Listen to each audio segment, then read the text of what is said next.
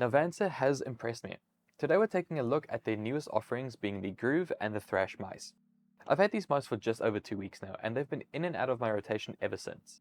The unboxing is really simple, with this fish scale pattern and these Lunar New Year colors being red and gold. Inside is the mouse with extra skates, grip tape, the manual, a Type-C cable and the LCD dongle, which is also high hertz compatible.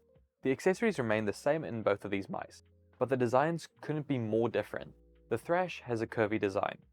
Its waist is quite narrow with an inflated rear end and smaller front flare.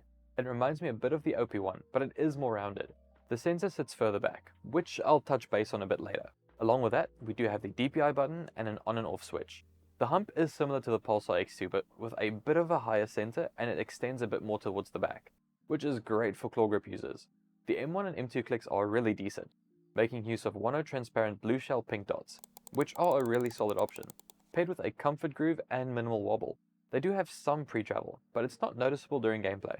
The side buttons are decent, with a good level of protrusion and solid clicks, but they do tend to sound a bit more on the cheaper and hollow side, regardless of them using 1/0 black shell white dots. But on the other hand, the Groove is quite a bit different. It does have a Vaxi XE vibe, but with more aggressively flared sides. The sensor is more centered, and the DPI button is on top while the base button adjusts the polling rate, which is a very weird design choice.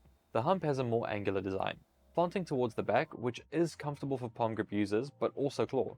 The M1 and M2 clicks are dense, being the same as the Thrash, but in this case very low profile, with very little pre-travel and a bit more post-travel, which isn't a deal breaker as they do remain spammable. The side buttons are surprisingly better on the Groove, with a more refined and solid feel. Now both of these mice do have a flat scroll wheel with a protruding pattern and rubber material to prevent slipping. The scroll encoder is a TTC Gold, which is smooth with more tactile steps. The middle mouse button is light and tactile, one of the nicer ones I've used, without causing any fatigue, even though it does use those very mainstream style switches being more plunger-esque. The skates are not 100% PTFE, but they are denser and tougher. They glide smoothly across various pads like the Shidenkai V2, the Raiden Mid and this experimental Vancer carbon fiber pad. While this pad does look cool, it has some issues, like feeling the weave, which can be uncomfortable and cause friction, but also it does eat into the skin, arm sleeves and mouse gates. But I digress. These mice are pretty lightweight. The Thrash comes in at 50 grams while the Groove comes in at 48. The coatings are decent, but my hands do still tend to slip, especially on the more aggressive shape of the Groove. So I opted to use the included grip tape, and surprisingly, they're really good, to the point where it just improved my overall experience of these mice. But let's talk about the internals of these mice. Both use a PAW3395 sensor, a Nordic MCU and a hyperspeed microchip, allowing them to reach up to 8000 Hz polling rate.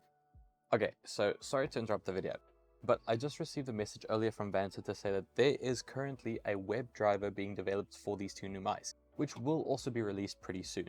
But also there is something that I did fail to mention.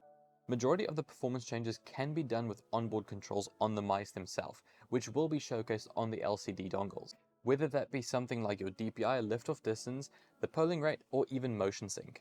Now the only thing you can't change performance-wise is going to be the debound settings, which I did mention to them as well. But I would also make the assumption that these mice are set to 0 milliseconds out of the box, considering the insane performance that they have. But anyways, we will see these driver changes pretty soon. Anyways, back to it.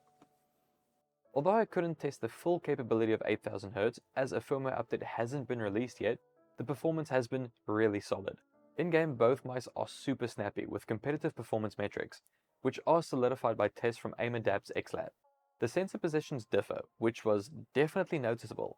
Kind of the golden standard is to have the sensor sit between your thumb, ring and pinky finger, to be more exact on where you move the mouse. But by moving it further back, it does pick up less data as the sensor is moving less than if it were forward. Reason being for the fact that most people do tend to use their wrists a lot while gaming, so the sensor pivots less, picking up less info as well, which I've honestly been enjoying a fair bit. Now to conclude these mice, at $110 US, I think these are pretty fairly priced, but there are also cheaper options out there with pretty close performance metrics. But at the end of the day, these are two different shapes that become more enjoyable the more you use them. Now Vancer has a very solid lineup. I can see anybody buying the Thrash and being pretty happy with it. The Groove is a bit more on the niche side, but it does become more enjoyable the more you use it. But that's all for today guys. Thanks so much for watching, take care and